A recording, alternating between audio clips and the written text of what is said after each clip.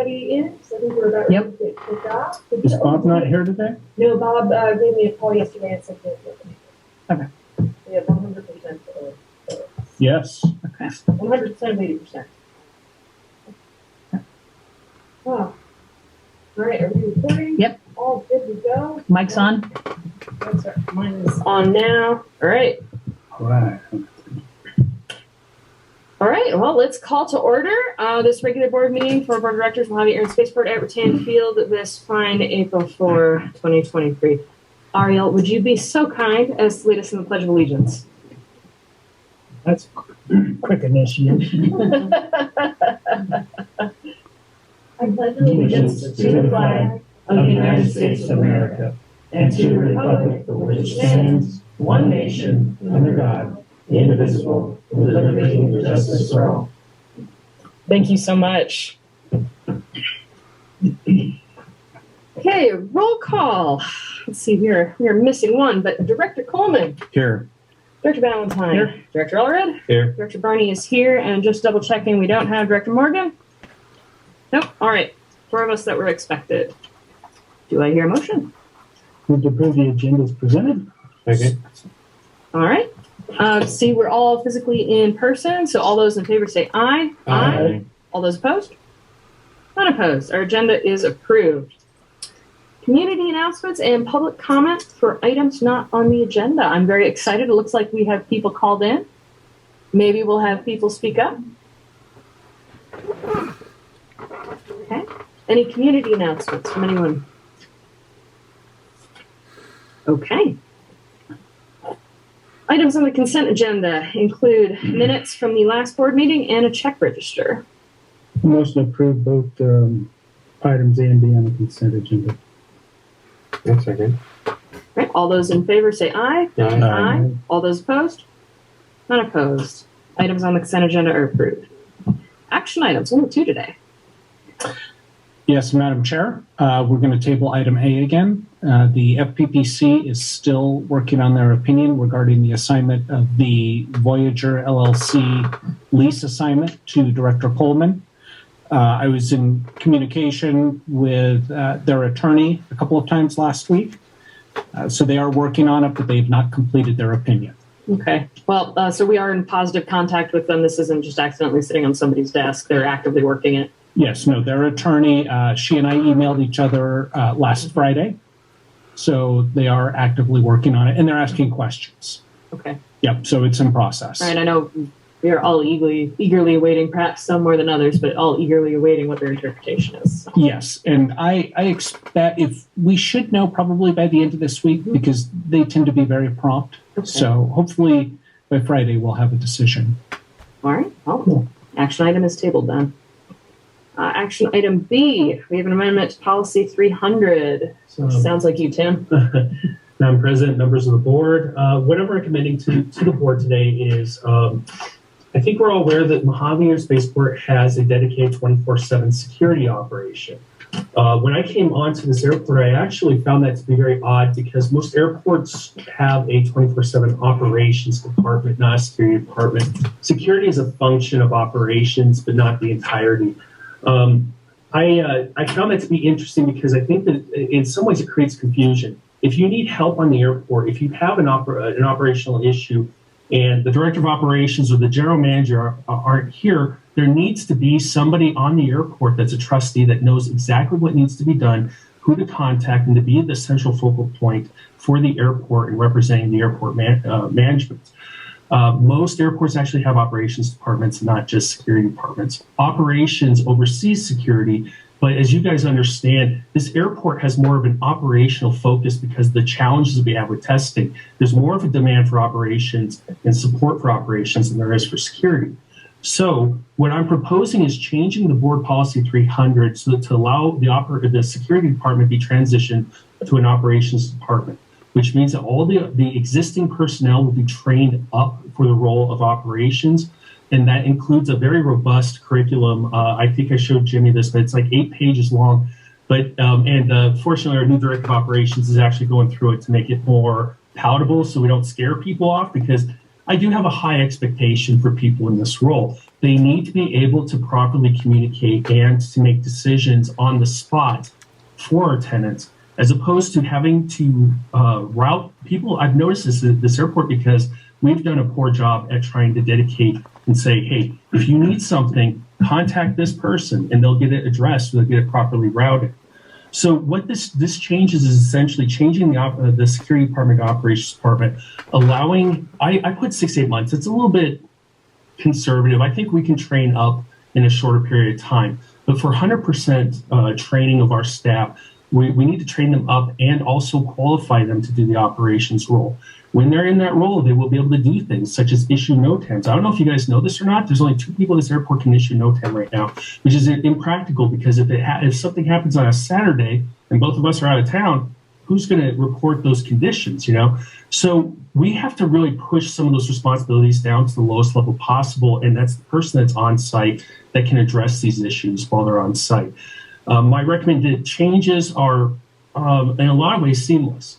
Aside from the training that we will need to do, we'll change the department title to a transition of the entire department to an operations department. The cost, the fiscal impact will be minimal for this year. Next year, we will probably need to add into our budget to allow for some training or additional training, because all the operations personnel will be trained in basic and advanced ASOS, which is offered through the American Association of Airport Executives, which provides a baseline expectation for all airport operators nationwide. So what I'm basically saying is that and one other thing too, by the way, this financial impact, we will end up hiring and having people at a more competitive rate, which addresses 2 problems, because right now our security department are our lowest paid employees. When I say lowest, they're borderline at minimum wage, which, as you guys understand, if we continue that practice, we continue to underhire for the position. We need to be hiring up, not the lowest level possible at the minimum wage, because that's what you get. You get what you pay for at the end of the day. So I'm asking the board to consider this proposal and this change, because I think that this is exactly what Mojave needs, especially to continue our improvements for customer experience and customer support. So thank you, Tim. And that was a whole lot of information, and I'm hoping folks have had opportunities to chat with Tim to ask their questions, because I know it sounds like so much. But I know Tim and I have been chatting about this for months. I think this is my favorite idea that you brought forward, because we've had a lot of discussions about how do we put on a friendlier face, how do we be more customer service oriented, and that's not just a branding issue. It's let's take our people and get them trained up so they know how to serve our customers, so how to answer questions. And I think this checks the box in a big way. And if there's a budget component to go with it, like that means we need to train our people in order to grow them. So of course that's going to be a budget increase, and I know we're all interested to see the exact numbers, but so I do want to make sure that we have a nice proper discussion, a nice proper recognition of what we're actually proposing, because I feel like this is very, very important. Question. Yeah. Now we have the fire department's on duty 24 hours a day, 7 days, correct? Yes. And then the Unicom or someone that talks when the tower's not busy, when is that functioning then? It's 24/7. Okay. But it's manned by security personnel. And Okay. I think we had some problems in the past, which I think we're going to try to address. So right now there are 2 people that are here 24 hours, 2 roles at the airport are 24 hours a day. Okay. I mean, would those be incorporated into what you're talking about at all? Well, those type of operator positions? When I assumed this role, I couldn't do the airfield inspections as frequently anymore. Okay. And so we did try with our firefighters that are on duty. The problem is, and I love our firefighters. They do a great job at firefighting, but they do a horrible job at airfield inspections. They're not of the same mindset. They're a professional track firefighting. Firefighters, they do great at what they do, but they're not always great at the other things that are expected of them. The amount of dedication and training that goes into doing operations and doing it correctly requires a tremendous amount of training and understanding and knowledge, because you experience this with the Unicom. If the person working Unicom is a security officer versus somebody that's trained in ops or even has an aviation background, which is what we aim to do with hiring ops personnel, you're going to get problems like, hey, what's your tail number? Well, it's not required. Well, what if somebody's doing search and rescue? Hey, there's more to it than just you getting their tail number, okay? So it's an opportunity to really dedicate a staff to focus and dedicate themselves on the operational issues and customer service, which I don't think can be done with our current ARF group. Does that mean an additional position then? Because we have fire department and security are two people. No, that security person will be transitioned to an ops person. Mm-hmm. So there will be a higher level of expectation of what they do on shift. Right. I think it's excellent. I kudos you for identifying that need in that area. I've seen it over the years. Especially with the Unicom and not having the Unicom. I'm just thinking, I'm a pilot flying here at 10 o'clock at night. I lost the engine. I'm sitting out on 1, 2 or something like that, and help. And nobody's answering, and I don't know the place. And no, it definitely makes it safer for everybody. It makes us look more professional. A lot of good things that people come out of it. I support it. And both the fire department and the security are monitoring the frequencies, correct? The fire department does, but they don't respond. Okay. They're just passively listening. It's a Unicom position that actually monitors it. All right. Any questions or discussion from any members of the public who are dialed in? I got one more that may help. You call it ASO? Or? ASOS. Okay, I know what I think it is. Okay, I'm sorry. I forget about the acronyms, guys. It's Airport Safety Officer School. Okay. And I think it's about $1,000 for basic and then $1,000 for advanced, but it's worthwhile because it's a nationally standard recognized and standardized baseline of training.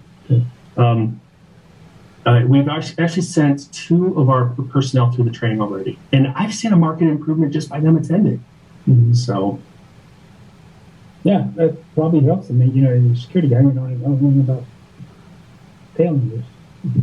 I think the crew does an excellent job. I'm confident we can train everybody up that's here. And we've talked with the team already to see if we got their sign off on it. They're 100%. Yeah. Now, my question is just for the audience, because I pick up on things like that, and we know what we think we know they are. Yeah. I follow you.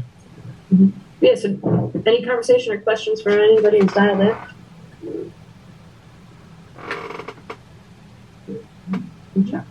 Yep. Terry, you've been quiet over there. No, I'm fine. You're fine. All right. I'm fine with it. Mm-hmm. Any other questions? Mm-hmm. I'll make the motion to adopt the resolution to amend policy 300. Second. All right. All those in favor of adopting the resolution as articulated for action item B, say aye. Aye. All opposed? None opposed. It passes. Thank you. Thank you. Okay, so that's on to our reports. Okay, so I guess Director of Administration is up first. Yes, good afternoon. Yep, this is not the regular monthly reports, I know. We have Andy with Brown Armstrong. He's zoomed in to discuss our financial audit for ending June 30th of 2022.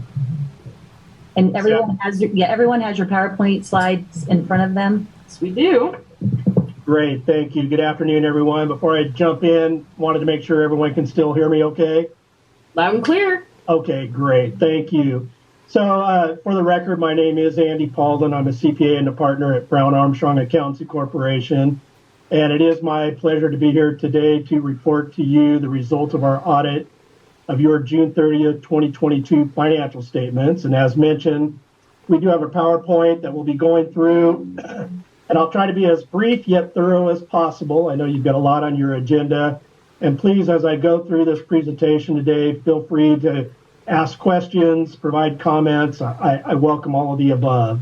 So just looking at page 3 of our outline, our PowerPoint presentation, these are the items I wanted to touch upon today, briefly go over the scope of services, talk about when we commenced and completed the engagement, the areas we focused on in the engagement, the results of the audit, and then open it up for any final questions or comments that the board may have. So moving on to the next slide, which is slide 4, the scope of services.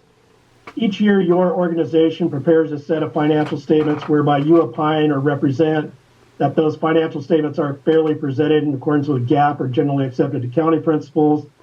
It's our responsibility as an independent audit organization to conduct an audit engagement pursuant to our professional standards and render a written opinion as to whether or not your assertions and representations are in fact accurate. That opinion accompanies your financial statements and gives the users and readers of those statements some assurance that someone outside your organization is taking responsibility for them as well.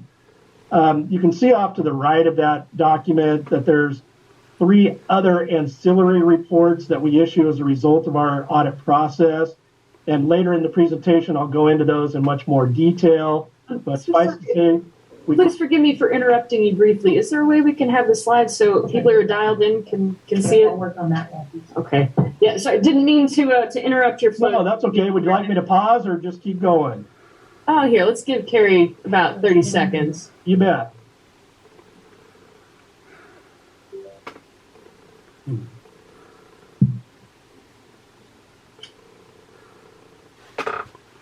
Excellent. I can see them on my screen, so I'm assuming that you can. Yeah, we're getting closer. Okay.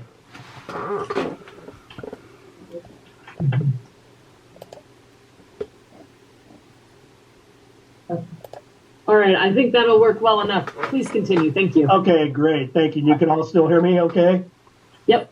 Okay, great. So wrapping up with slide 4, again, audit opinion is what's required, the 3 ancillary reports, and I'll go into much more detail later on in the presentation when we get to a discussion in regards to our deliverables. So we'll move on to the next slide, which is slide 5. A key to our audit process is just establishing when we're going to commence and complete certain components of the engagement. Beginning in August of 2022 is when we conducted our field work. We did a number of items or testing during that process. We tested your internal controls. Internal controls, as a reminder, are those checks and balances that you put in place to ensure that your financial transactions are properly recorded and reported in your financial statements. As part of testing those controls, we obtain an understanding and perform a walkthrough of those key accounting processes in key accounting areas, which I'll touch upon those key areas momentarily. We review all of the minutes that have occurred throughout the year to ensure if there's anything of audit interest, if you will, that needs to be reported and addressed in the financial statement audit and your financial statements. We look at any updates or any new agreements that you've entered into that may have an impact on your financial statements. And then we substantiate all of the accounts and the balances that are included in your financial statements, including the footnotes that are supplementary information and enhance the understanding of those standalone financial statements as well. Then a key component of our overall audit process is obviously we obtain a significant amount of information from inside the organization, and anytime we can corroborate that or confirm that information with independent third parties outside of the organization, we consider that better audit evidence. And so again, we spend a significant amount of effort in doing just that. Then finally, the single audit process, just as a reminder, this goes back to when I started my career back in 1984, as a matter of fact. The federal government said if we're providing resources to auditees, that we want the auditors, their independent auditors, to be the first line of defense, if you will, in ensuring that the programs are being adhered to and the funds being expended pursuant to all of the standards or purse strings that come along with those funding sources.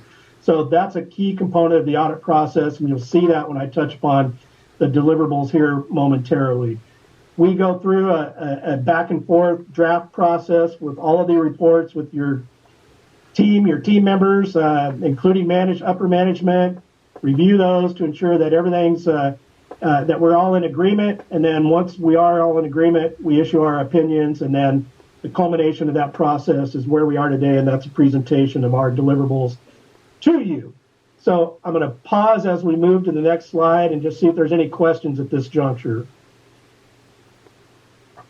Okay, hearing none, we'll move on to slide 6.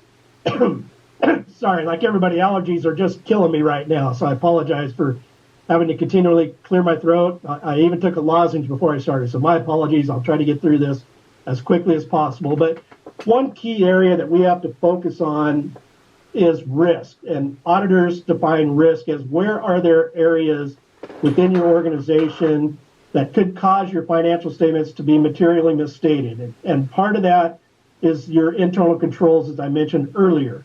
And your controls are only as good as the inability to override those controls. And so we always want to ensure that we minimize the risk of management overriding your controls. And so again, we obtain an understanding of all of the controls in place, but we really focus on journal entries. Journal entries are a very powerful accounting tool that can modify your financial statements. And so that's the key focus in this audit testing area. So we tested a sample of actual journal entries to ensure that they are accurate and supported by appropriate information, but more importantly, that there was appropriate oversight, if you will, and segregation of responsibilities as it relates to initiating and recording these journal entries. And again, we found no issues in that regards. Obviously, that's the largest single inflow to the organization. So again, we want to ensure that we understand the internal controls that are in place, review your major sources of revenues, and perform some very high level and detailed analytical procedures as well. Moving on to the next slide, slide 7. Here we're dealing with the 3 key areas that we focused on, if you will. The first being your capital assets and your leases, or your infrastructure, if you will. That's a very large component of your balance sheet. So we want to ensure that there's appropriate accounting, that the valuation is there, if there's any impairment, that those have been taken into consideration, that the depreciation methodology and lives are accurate, as well as the fact that, and there was a new standard that was issued recently in regards to leases, so we need to ensure that that the leases are properly reported in your financial statements as well, and we found no issues in that regards. Outside liabilities, if you will, or ongoing liabilities for promised benefits to your current employees as well as retired employees are extremely important. The GASB's been very busy over the last several years issuing standards for reporting that information within the body of the financial statements and expanding that in the footnotes. In the good old days, it used to just be footnote information and other supplementary information. So it's come forward, but again, we want to ensure that those liabilities are properly reflected and valued in your financial statements. And again, we took no exception. And then accounts receivable, those are items that have been billed yet uncollected as of the balance sheet date. So again, we want to ensure that we have a good understanding of the policies and procedures and controls in place, analytical procedures, high-level analytics, and subsequent collections are a key component of those audit areas. Moving on to the next slide, which is slide 8. These are our deliverables, if you will, and I touched upon these briefly at the outset of my presentation. If you look at there's 4 items here, and item 1, 3, and 4 are actually included in your financial statements, and I'll explain that here momentarily. The number 2 is not required to be included in your financial statements, but nonetheless, our professional standards require that we issue this type of report. And I'll explain each of these reports as we go through them. The first is our opinion on your financial statements, and at the outset, I explained why it is we are engaged. I'm pleased to report that we have issued an unmodified or clean opinion whereby we do opine that your financial statements are fairly presented in accordance with GAAP. That is the highest audit opinion that an independent audit firm can issue, and as always, your organization is to be congratulated on that. So congratulations. The next item is a required communication pursuant to Statement on Auditing Standards 114. And put this in context, obviously we never lose sight of the fact that we're engaged by the board and we report to the board. Obviously you discharge the day-to-day performance of the audit process and the audit engagement to your very capable staff. We work with them in completing our processes and our testing and providing our deliverables. And so our standards say that even though that's the case, we need to report back to you as the board and as fiduciaries whether or not there are any items of import that need to be addressed in this SAS 114 report. So you can see there's 3 bullet points, although there's additional information in that report. These are the key components of that make up that report, in my opinion. So obviously there are significant estimates and disclosures inherent in any financial statements, and yours in particular. The estimate of the OPEB and the CalPERS liability is just that. It's based on a lot of actuarial science, if you will, crystal balling, for lack of a better term. And so we need to make sure that the estimates are appropriate, pursuant to board decisions, and compliant with GAAP. No issues were addressed in that regard. So we take no exception to the estimates and the disclosures included in your financial statements. Anytime that we conduct an audit, if we identify adjustments that are required to be made, whether or not they are material or not, we need to address those and provide you written confirmation as to any proposed adjustments, whether or not they were booked and recorded by your organization and included in your financial statements. I'm pleased to report that there were no such adjustments, a very clean audit process. And then finally, if there were any instances of disagreements between management on an accounting or auditing issue, opinion shopping, if you will, with other professionals, we're obligated to let you know if that occurred and what the ramifications and results were. Again, I'm pleased to report that there were certainly no disagreements in that regards. And as always, everyone within your organization is great to work with, and we really appreciate their efforts. The third report is made pursuant to government auditing standards. These are oftentimes referred to as the Yellow Book standards. Not only do we have to follow our traditional AICPA audit standards, but anytime we conduct a governmental type audit such as your organization is, we have to follow these additional standards as well. We do a significant amount of testing pursuant to those standards, but the reporting requires that if we identify any instances of noncompliance or that may have had a material impact on your financial statements, or if we identified any material weaknesses and or significant deficiencies or other internal control deficiencies, we're required to report those in this Yellow Book report. I'm pleased to report that there were no instances of non-compliance, nor were there any weaknesses or other deficiencies noted in your internal control. So again, congratulations in that regards. And then the final report is issued pursuant to the Single Audit Act. Again, this takes into consideration the funding that you receive from the federal government. This is predominantly your airport improvement program funding, and it requires that we look at not only the internal controls in place over the management of these funds, but we actually have to test compliance with applicable laws and regulations pursuant to the uniform guidance that is issued by the federal government. And again, significant amount of testing performed, and there were no instances of non-compliance, nor were there any weaknesses or other deficiencies in your internal controls. So again, high marks on all of these reports, and congratulations to your organization. The final slide, before I turn it over to any questions, would be, and this is page 9, just going over the review process and the quality control. So obviously, we want to make sure that you have the best document out there and it's reporting accurate information, but also that it complies with professional standards. So again, the process starts on your side. You develop your financial statements, your footnotes, the underlying supporting information. We audit that. It evolves into a set of financial statements, and drafts are reviewed back and forth.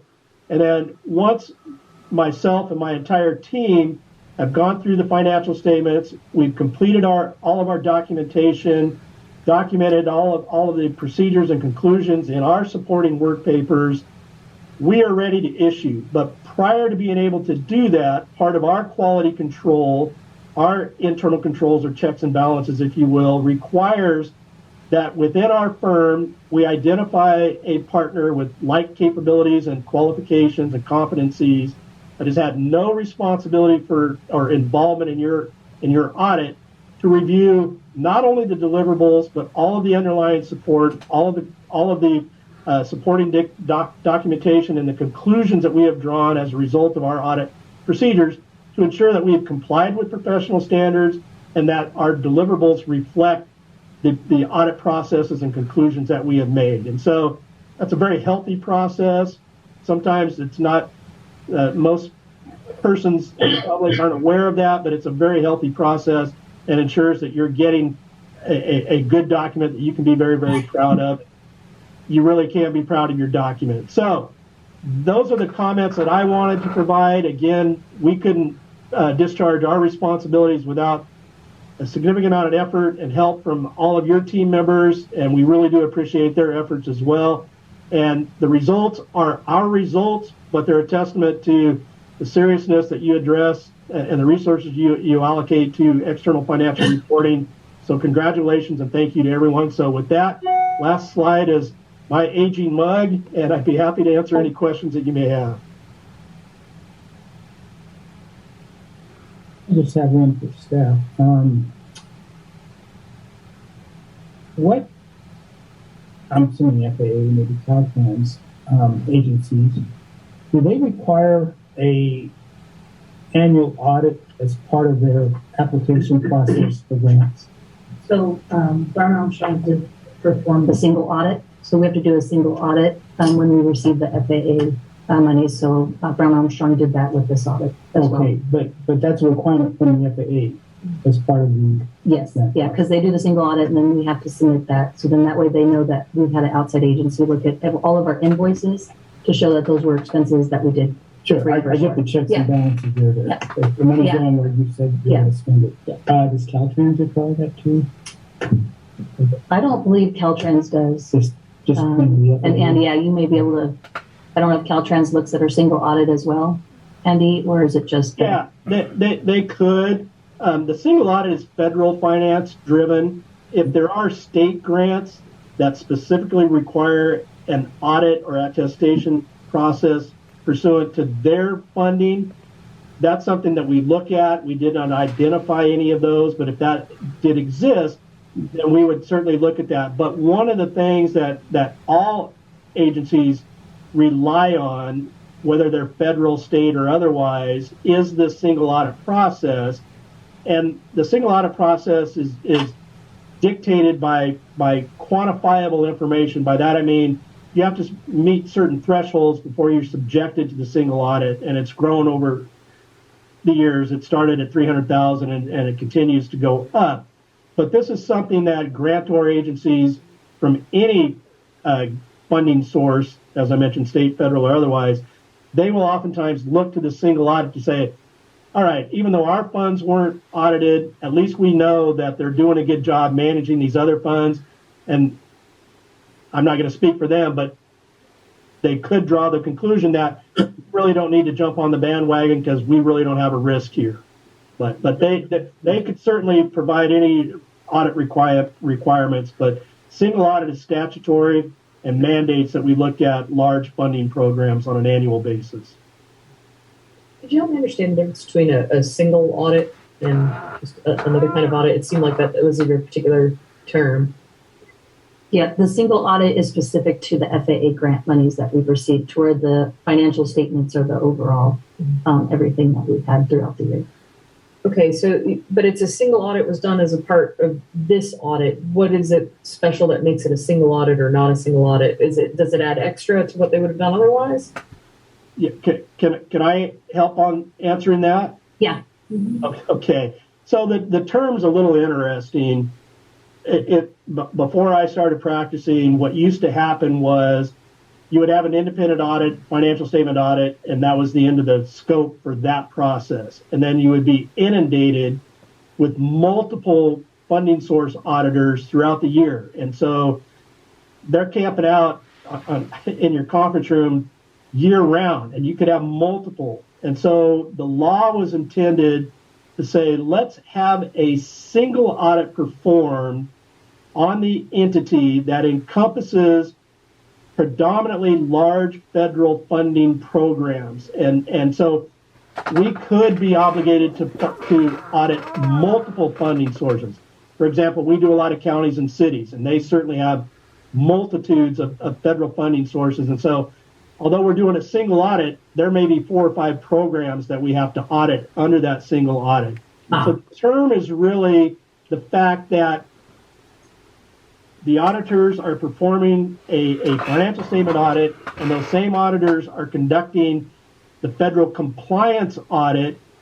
That's the term and why the term is single audit. And then and we report this information to a federal clearinghouse, as every auditor does and auditee does, then the federal government can then use that to determine whether or not there are problems under certain programs or problems with certain auditees, and they can decide whether or not they want to allocate resources to a particular organization. So the whole intent was to try to remove the burden of you guys being inundated with multiple auditors. That's why the term single audit came into play. Thank you very much for the clarification. You bet. I'm going to ask this question for Scott, though, Andy. This audit is a annual requirement by. So the state of California requires special districts to do audits, and then the different federal agencies require it as well. Right, but this is an annual audit. It's required. It got lost a few years ago somehow. I just want to make board members keen that if we miss an audit. So there are, and Andy may know when this applies, but I believe under certain circumstances you can do audits every other year. Yeah, I'll be honest with you. We don't have any clients that fall under that jurisdiction, so I'm not even sure what that requirement is, or what that leeway is. As far as we are concerned, the state controller's office mandates almost all entities under its auspices, especially special districts such as yourself, to be audited on an annual basis. So I'm not aware of I'm not saying it doesn't exist. I'm just not aware of an every other year type process. Yeah, and all of my clients do annual audits. Yeah, I just kind of want the board to hear that, so we all are aware that hey, On the radar. for the year. Yeah. Mm-hmm. Yeah, keep it a part of the culture and in our consciousness. Mm-hmm. Thank you, Andy. And Yep. And by the way, it's a good thing. oh, absolutely. Yeah. It can be a little costly, but it's a good process to go through. As I like to refer to it, it's a necessary evil.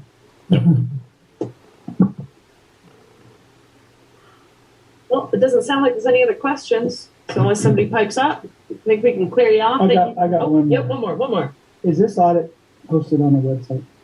It will be, yeah, because it's in our board packet, and then we do So post if them somebody wanted to separately. go out Yeah. and Yeah, and I send a copy to the county and the state controllers. okay, thank you.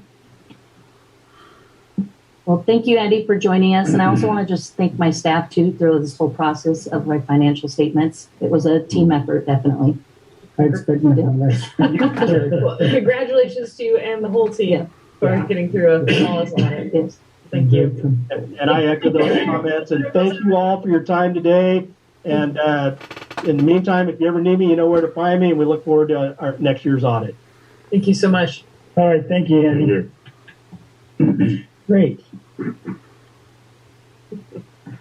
It's over. Kelly. Yeah, we could start all over again on July 1st. Thank you. All right, let's see. Tim, I think these are all your reports up until we get to board committees. Madam President, members of the board, first I'd like to just start off with, we do have our tenant meetings, both industrial and general aviation, scheduled for April 12th, which is next Wednesday. The industrial meeting at noon and the general aviation at 5:30 p.m. Both will be held in Stu Witt Center because of the weather right now. So really looking forward to that. We do have some of our staff going ahead and doing presentations, especially Ariel's going to go through the phasing of the construction plan so we can go ahead and start advising our tenants about that project and what it's going to look like and the impacts. So that's for the industrial. Is that industrial and general aviation? Both industrial and general aviation. And is there anything else for the general aviation meeting that we should say to entice people to come, or how is that being advertised? Yeah, and that's a great point. So I actually assigned Nicole to this, and she has wonderful marketing chops. So she did put out the flyers. They just emailed them this morning, but like we've discussed before, I think there might be some gaps in the email distribution. So she's going to work with Jason to go ahead and post this on our website, and also we're going to do social media. We're going to get the word out this time, and then from now on, we're going to continue to strive The goal is to get as much participation as possible. Are there free hamburgers? Yeah. All right, so there are free hamburgers. April 12th, Stewart Center. Was it 5 or 5:30? 5:30. At 5:30. So meet and Or a greet. Subway sandwich, either or. But Those there'll are be good food. too. There will be food. It will be in the Stewart Center, April 12th at 5:30. But Nicole will be tasked with trying to dress these up more and make it less of a perfunctory thing that we do and more, let's have some fun. Okay? This is a quarterly event. Actually, it is quarterly, isn't it? It's yeah, it is quarterly. Just give them the attendees or whatever, hey, this is a quarterly event, so expect it next time. And whatever. So Maybe we'll do that one outside, huh? well, I'm just thinking so they can kind of have it in their mind that these are going to come up every quarter. Just Yeah. it helps. And we want to be consistent, that's for sure. With the runway construction project, we are still scheduled for May 29th, with the start date actually May 30th to 29th. It's a holiday. Ariel has been tasked with, like we discussed, not only presenting to our industrial and general aviation meetings, but also to the rest of the airport, the phasing and the things that tendency to be watching out for in approximate timelines. Again, I want to use our non-traditional sources communicating this, including our website and including social media. But I have handed that off to Ariel for her to make sure that everybody's in the loop.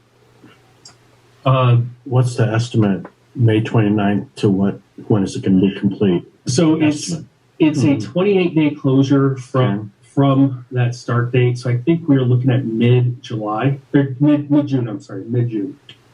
Okay. So Barring- 28 days from the 30th. of Right. May. Okay. And is it going to be in sections, like half of it and half of it, Yeah. to keep 2.6 available in that? Yeah, and that comes down to Right. the phasing plan. Mhm. So the goal is that we don't interrupt an intersecting runway at least as humanly possible. They do have to do intersection work of both runways. So there will be a day, I think it's 3 days, maybe 4, Okay. where 826 and 1230 will be impacted. But we will communicate that as much as possible, because obviously we don't want a citation jet flying in and then, oops, And- because this has happened. Right. 224 is open. Then, right? Right. Mhm. So, That's about in the middle of the 28 days then? I have to look at that I page. just- Do you remember? I don't need specifics, but, shutting the airport down is a big... Yes, yes, and in all intents and purposes, even with 422 open, you are. Most people can't use 422, so. So that's what with the phasing plan, Ariel communicates that to our users, but then we also have to continuously push and notify people of these changes, and make sure that NOTAMs are constantly updated so that our incoming traffic are aware of those limitations as well. Right. The inland port, there really hasn't been any updates except for there is a grant that I think we talked about this before, that they put in for that. If they're awarded it, Mojave would manage the grant in exchange for certain improvements on our airport as well. It looks like that potentially, keep our fingers crossed, will be approved. So we'll hear that in another week or so what the results are, and then I'll brief you guys about that then. So a week or so is when we can expect. Okay. Yeah. So So just in time for the next board meeting. yeah, that's my hope. Perfect. Any hints on amount of money? I don't remember the amount, but what we put in for was the total amount for. Right, I know it was a huge chunk, but Yeah. in competition with others. But here's the crazy thing. I know maybe I'm just making a very big assumption here, but our request fell right in the middle of the road. In my opinion, my experience is if you can hit that sweet spot, you're not over asking, you're not under asking, you are right in that prime spot. So I think there's a really good chance. Good. So in just a reminder, if we were to get that grant, we would construct a cargo apron to support future air cargo operations, but also in the interim, use it as a payload loading ramp as opposed to the hammerhead. Try to construct it so that the QDs are far enough away from the taxiways and runways. And it makes sense because right now when we load at the Hammerhead, we have to close the runway. So there's and that's something that we're really pushing is duality of purpose. If we do construct something, it has to have a value to us, not just in a singular purpose. So there's the cargo apron, and then they will make improvements to the rail spur, which we're very excited about because, as you guys know right now, the rail strength of the spur is not adequate. So keeping our fingers crossed on that one. The water system update, Mead and Hunt did just deliver to us last week a 30% level set of plans and preliminary engineering design report. We're going through that review right now. It's basically the first milestone of completing the entire planning process of that pipe relocation of the general aviation facility area. So hangar development. Just so you know, I have an idea that I'm floating right now, and I want to see if it has any traction. I'll brief the board when I have more information about if it's feasible or not. But in regards to working with the Economic Development Corporation in Bakersfield to see if there's grant funding available for possibly constructing the taxi lanes, maybe a box hangar or two for a business interest like startup. I'm just throwing ideas out there just to see how far we can go with that at this point. 2 weeks ago, BRPH, as you guys recall, they're the engineering firm that's tasked with their spaceport master plan, but primarily the payload processing facility. The AFRL is working with Mojave to see if we can design and construct.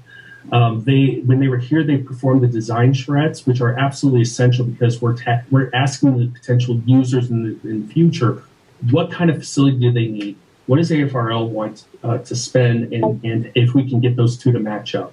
So there's a lot of work going into that right now. I did meet with AFRL leadership yesterday, and it sounds like we have secured funding for the $2.8 million this year, an additional $2 million for fiscal year 24, with the possibility of additional funding to construct that facility as needed. So that's moving forward. I don't foresee any problems. Spending any of our money? Oh, heck no. Okay.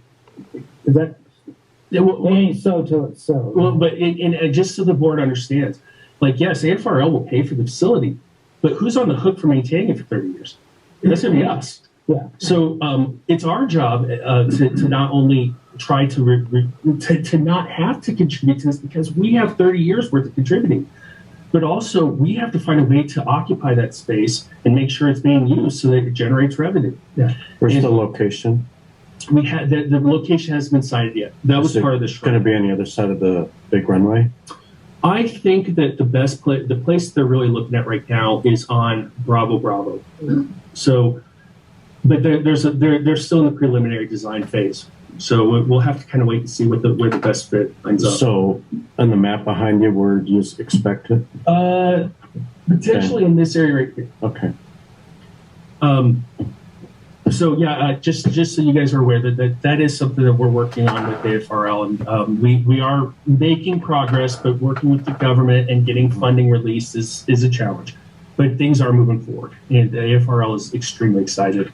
Do they have set a number of acres or square footage they need? Well, and that's part of the charrette design is trying to figure out what size facility is absolutely necessary for the users. So.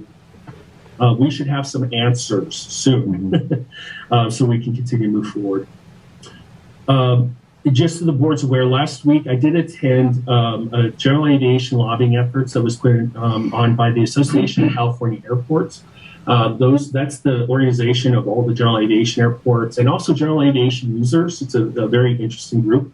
We were speaking to our representatives about, I included this key legislation flyer in the packet. There are 3 bills that are coming up that do directly impact general aviation in the state of California. All 3 of them would be positive. Just the real quick once over that we did. There's a bill, SB 258, that we are pushing right now for the state to consider general aviation airports' needs for infrastructure and how to accomplish making that happen financially. The second one, AB 480, is one that's interesting, and I'm not certain who will do this. There's a requirement under the California Surplus Land Program that anytime that airports have a an open land becomes vacant or existing lease expires, we have to notify the housing and community development that's available. But as you guys know, you can't build housing on airports. So all the airports are saying, guys, we have to do this extra step, and it makes zero sense because the end result will be no. So we're working on trying to get that addressed and sorted out. And then finally, SB 800. This is really interesting because eVTOL aircraft are very predominant here in California. A lot of design, a lot of testing going on. And for 2028 Olympics, the goal is to have eVTOLs active and providing the transportation for those crowds in 2028. So we're asking the state of California to create a task force to plan how we're going to integrate these new electric aircraft within California. So I 100% support of all three of these measures, obviously. And then, that's going to change over. Keep an eye on it. But I'm trying to think of a way it could make sense that we haven't thought of. So the state has imposed housing requirements on government agencies. The state is pushing for the low-income housing. Cities and counties predominantly are having to deal with this.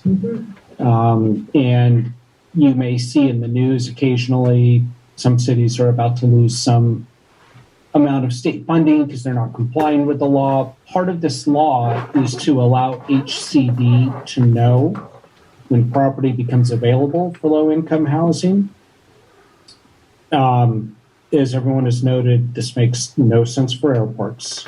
But if you're a city or a county, it does make sense. So I know a couple of cities who I have worked with have been part of this. I didn't realize airports were required to as well. I wasn't either. Yeah, just because it doesn't make any sense. Plus, it's more like if you have a separate lot that can be developed. Sometimes cities own different lots within their boundaries, and they might have had plans to use it, then they're not going to use it, so they're going to sell it, and there's a process you go through in notifying other government agencies when you're going to dispose of surplus property. But that's not the case here, because it's all within the airport's boundaries. So I would question whether or not that applies if you're within an airport's boundaries. I'm getting the impression this is just slipped through the cracks and that we are a government agency within California. This has been imposed on all government agencies, and they didn't carve out airports. It clearly doesn't make sense. So. Yeah, and if of course, the district's boundaries are greater than the airport. Mm-hmm. So, like, if you had purchased land that's off the airport and you had leased it out to someone, and then that lease was coming up, all right, I can see having to notify for that because it's not part of the airport. But if it's part of the airport, that doesn't make any sense. It would be like City Hall is subleasing space, and then that lease comes up, and they've got to notify HCD. Okay, so you just articulated one scenario in which, it kind of makes sense why we're under this. Got it. All right. Yeah, thanks for the spitballing there. Well, would zoning restrictions trump that then?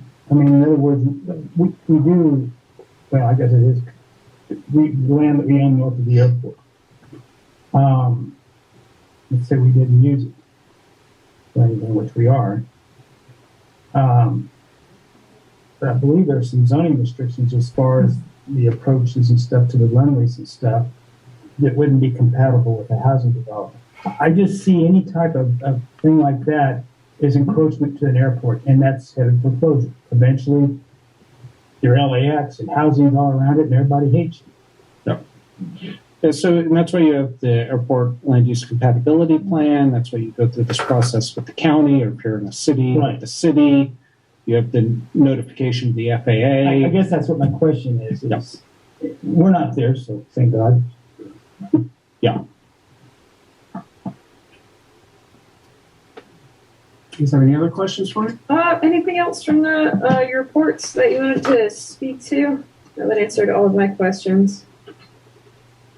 There's a property rented bullet at the bottom here. I don't know if it's worth addressing or just in the report. Yeah, my apologies. Hangar 930, we transitioned to Harlan to a month lease. And I don't know, Lynn, was there any other information on that? I apologize. I didn't see it in my report. No, the 930 became available and okay. That's right.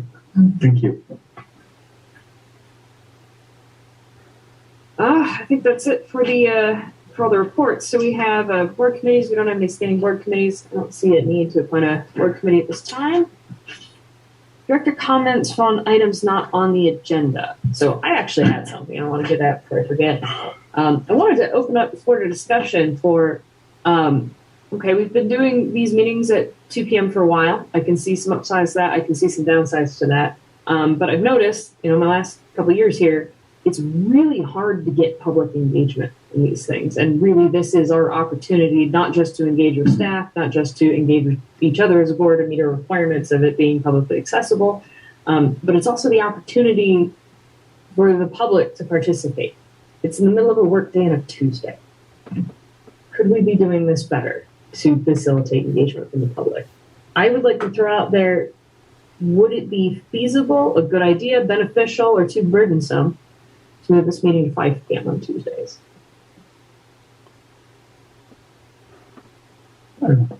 I think part of that issue you have has been resolved with Zoom and people have been able to attend remotely. I've noticed a couple of people that usually attend that don't now because it's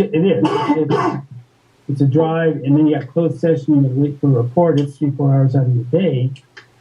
You Zoom in, and you don't have to leave the office. It helps, but I still have a lot of friends and folks who've contacted me like, no, I've got meetings during the day. I can't call in. So I agree. I like that we're doing Zoom. That has helped a lot. Yeah. I don't know that if I'd say that it's solved it. They have, fair question, so I won't ask you. Okay. It's outside of the staff's normal working hours too, which is that can be worked out. How do I put it? I've seen airport boards do both. Okay, guys, and so I've actually worked for an airport where we did have our meetings after hours. Staff just adjust to accommodate. So, like me personally, I do have a day job, and I'm really glad that so far they've been content to not impede me coming here. How about that? Because this is my priority. But I know I'm not the only one, sort of from my age bracket, my phase of life, who would like to participate more and can't because of our timing. I'm not saying I like having staff here and having access. There's been many occasions. Would you go pull this lease for us? These type of things, and it's just nice that we'll have to wait till next meeting or get her on the phone and say, I don't know. I get your point big time because when I had my business, but this is my priority. So. Well, so does moving this to 5 p.m. mean that we couldn't have the staff there? Because it would be a lot harder and it would draw things out if staff wasn't able to be here. So I can respect that people don't want to necessarily speak up individually and draw attention, but is there anybody thinking, oh hell no, please don't do that? Or is there are other folks saying, well, that would be all right as long as I can sleep in the next day or make up those hours somewhere else.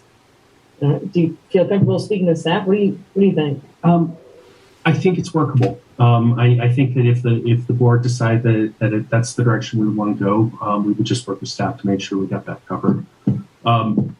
Because I see the benefit, I really do. But I also don't know. Jimmy, you've been here for a long time. Maybe I find it odd that we have meetings in the middle of the day too. But I don't know if maybe there was a reason why we did that at one point. Yeah, 50 years it's worked. Yeah, I think it probably just happened. I get it. There's some advantages, and there's inconveniences. I get that. I'm going to say no, just because I'm old and I'm set in my ways. And I like having Floyd here or Chris here or different staff accessible depending on the subject matter at the time. Could be relevant to our decision-making process. And obviously we're going to say, okay, twice a month you guys are staying over to 7 o'clock or longer. And before COVID, as I go back, there seemed to be a lot more people here before COVID in the audience. We pretty much filled the place usually. Well, this solves a lot of the problem. I don't know, with the Zoom and everything, I don't know. I'm flexible. I'm retired, so it doesn't matter. Well, all right. I don't have a tremendous amount of agreement, so I won't push it. But I know, me personally, it's something that I really do think would facilitate better public engagement. And yes, I hear you. Zoom is helped, but it's speaking for those of us still accountable for being in an office in the middle of the day. Like, it's harder to get folks at Strata Launch to show up. It's harder to get tenants who still work day jobs to show up. So I won't push it. I honestly don't think it would make much of a difference. You don't think so? I attend some other board meetings, and the directors make it at 5 or 6 in the evening. And when I go, I'm the public. 5 o'clock, everyone wants to get home. All right. Well, maybe people are just using it as excuses, and I just want to stop using it as an excuse. But all right, I'll bring it up again at some point. But We could try it. We can always test it. Nobody shows up. Axe it. well, let's give it. We'll have less staff here. We'll have a bigger bill. That's why it's just a try plan. Yeah. Well, I'd be content to give it at least a few more months so we get back in the habit of people can be here in person. But Yeah. I'll bring it up again in a few months. How about that? All right. Well, thank you for entertaining discussion anyway. Okay. So, do we have any other director comments? Yes, I do. What you got? As all you know, the Virgin Orbit declared bankruptcy today, and there's no official notice, I don't think, that they've got at the airport.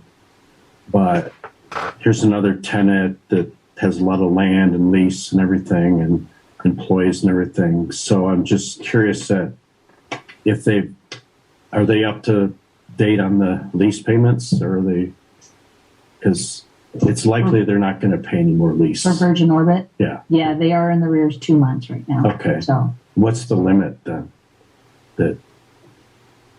Is it 90 days, 3 months or something until you say, sorry, you lose the property?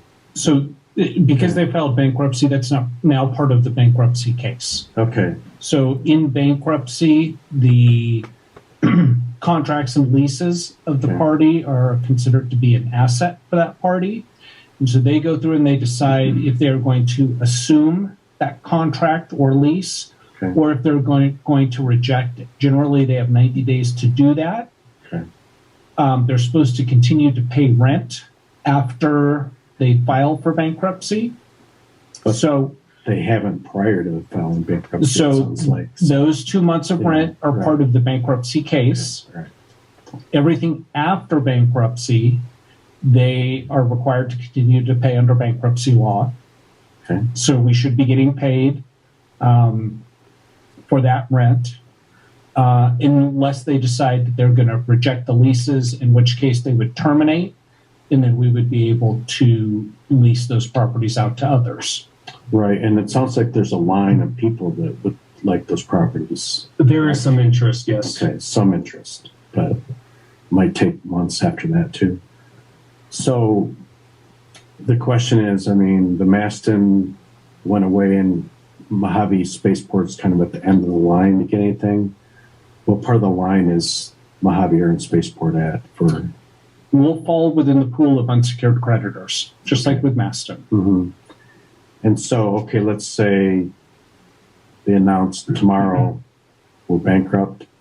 Would it be another month then to get the 90 days that we could say, okay, you don't have your lease anymore? So generally it's 90 days from filing of the bankruptcy. Okay. That's part of the legal process. And so it's up to them. Okay. If they don't pay rent, we can go in and we can ask the court to terminate the lease because they have failed to pay is after they filed, like they're required to. But generally now we are just part of the bankruptcy process. And is it, I'm hearing it's like 25,000 a month or so, or what's the loss? So we've already lost $50,000 if they continue not to pay then? Is that what that implies? Okay.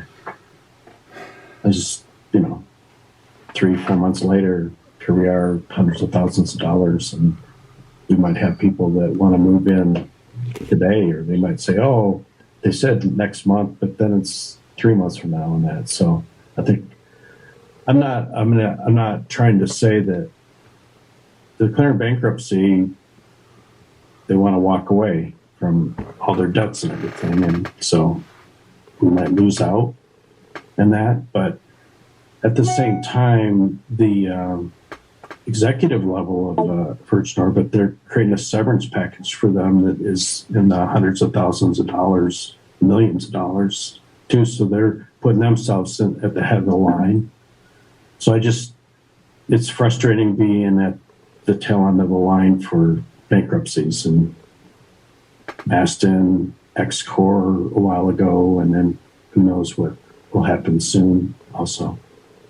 So it's just my point that stay on top of things as best we can so we minimize the amount of money we lose, But that's more a rhetorical statement than a demand. So.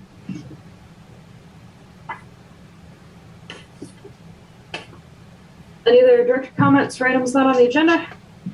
I think we're ready for closed session. All right, so we have one announcement before closed session.